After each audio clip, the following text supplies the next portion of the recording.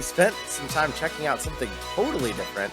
Lip, you were in there the longest. Do you want to kind of tell everybody what this was about? What it is, what it was about? So there's another social app.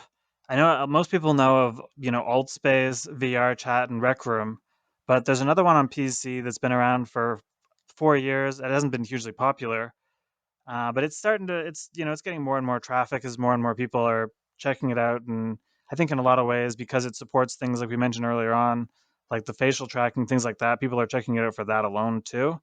But basically, it's a social platform of checking out worlds like VRChat that we checked out and took a look at. And It's I don't called know if you guys want to. Neos VR, Yeah. Neos. I'm wondering if there's some special way they had pronounced that was like it. I, Uh, who Neos, knows? right? Neos VR. Well, yeah, we got in. We met some random dudes. Luckily, a guy named Timotim, I think that was his name, helped us out because it is. You can tell it's a work in progress. This is not a polished at all game. This feels like you're still in the developer's room when you get into this game and you're trying to figure out how to play it. The UI is not friendly. It's not it's semi self-explanatory, and it's just like so raw. But that was what excited me about it because when you saw some of the things, there's no like. Maybe Adam can explain this better than I can, but like the 3D modeling is much simpler, I guess, so people can bring in whatever they want. they can edit it in application too. They Right, don't have yeah. to. So the modeling is easier. You can import assets from basically anywhere. And they have a really incredible scripting language for a lot of these different avatars and objects that you can bring into the game that lets you do some pretty crazy stuff. So, like, one of us was a Spider Man character and was able to swing around in this game. And one of us, and I became what's that, like Mr. Fantastic with like super stretchy arms, and you can just have your arms go crazy all over the place. And these are all rules that aren't built into the game. It's just made using this scripting language that allows for incredible flexibility for avatars and experiences that you can have in NeosVR. Now, I did have a little bit of trouble in NeosVR. I will say it is definitely a work in progress, but it just really shows the potential of the game. But what about some of the experiences you guys had? I wasn't able to experience any of them, but what about some of the worlds that you're able to see in NeosVR? I think for me, in regards to the menu system, it almost feels like a debug menu you would get in like a cheat code game or something, where Yeah. you're like, oh, suddenly I have a billion things, but there's so many options that you're squinting your eyes to even read what all of them do, and half of them don't say something you don't understand what it does. I think that's the biggest reason it's so confusing. So for all these technical guys, they're like, "Oh yeah, that makes perfect sense." But to me, it's like I see a TV remote with 1,000 buttons. but, but basically, in terms of worlds, which is the sole thing that I'm usually into for these kind of apps, I've sort of gone around. And one thing with Neos, unlike VRChat, is VRChat loads the world first, and then you load into it. With Neos, it kind of loads the world around you, so you kind of see the world being built around you. So you sort of see the assets in their black without textures form, and then they slowly build up to being complete, which honestly kind of creeps me out a lot of the time, and sometimes makes me not want to even. I want to leave the world afterwards because I'm like, I kind of feel this uneasy, almost like liminal feeling, seeing them get like built in front of me like that, because it takes away the immersion in it almost. But one of the worlds that me and Jay checked out, that is one of my favorites that I've checked out, is this Tron roller coaster one.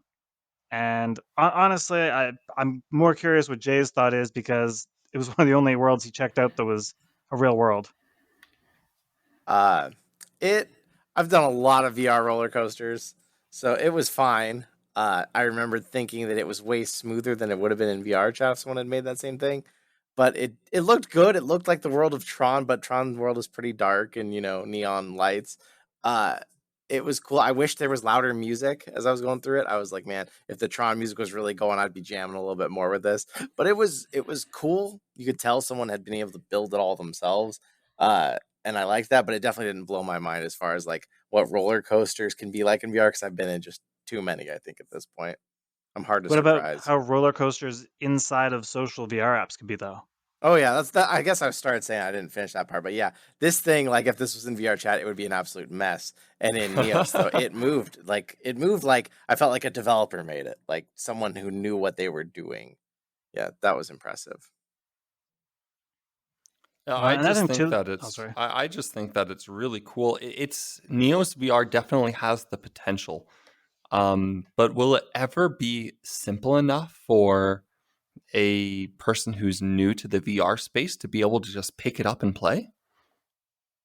I think Well, this is where they got to make like a version at the beginning. It's like, are you pro or casual or something? And you have to like have this separate experience because you'll have these people that are like the ones who commission creations and make people inventions and sell them to them. And those will be the ones that play the hardcore programmer side. And then there'll be the world of just social butterflies floating around. I think with Neos, the thing that makes it just the step above any of the other ones is the inventory and the fact that not only can your avatar itself have all this scripting and code, but you can drop items at any point that are completely their own items in any world. So if you want to drop a game, like I dropped a game screen, and it was like a tech demo one. I don't think the game was very good, but it was basically you drop a game screen, you can suddenly play a game in front of you in the middle of the world just from your inventory. You drop all these tools and weapons and all sorts of things, and they're just all there. And I think it kind of opens up the idea of like, why isn't VR chat like that? Why can't my character have a sword that I literally can just pull out from my inventory? Why does it need to be attached to the avatar specifically, and I have to like press a grab button to grab it, and it just sort of randomly shows up? And I think that it's with Neos, if they don't figure out how to make it user friendly, they'll never capture that audience, and eventually VRChat or someone else will have these features. But I hope they do because I like those features. I mean, I like VRChat. Give me VRChat with more stuff to do, and that's a win for me. Mm-hmm. It definitely felt like to me, this game with the right funding and the right people on board, this could be the closest to the Ready Player One Oasis than VR Chat ever could. Like, because Yeah. you can tell anyone can make something in this game and they take it anywhere and it's always an item. It definitely felt like it had the legs to become that, unlike VR Chat or Rec Room, any of those. Right, but the potential is one thing, and looking at the current state, it just feels a little bit unwieldy right now, and so I feel like we're a couple years down the line from that. Oh yeah, we're more than a couple, but I don't think anybody's gonna nail it that soon, sadly. All right, cool. And with that, we're going to wrap up today's podcast. As always, if you join us on our Discord server, we have a really good community there. You can ask us questions in the Q&A section, and we'll be able to answer those questions on our podcast. You can even provide suggestions and influence which games we talk about and which games we play. You can also chat about all things VR with a really enthusiastic community.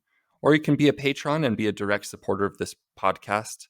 And if you're listening to this podcast, maybe on your way to work, consider checking out the YouTube channel. And if you're watching on YouTube, you can take us wherever you want to go on the road or at home. We're on every possible podcast platform. And if you find one we're not on, let me know because I'm pretty sure we're on all of them.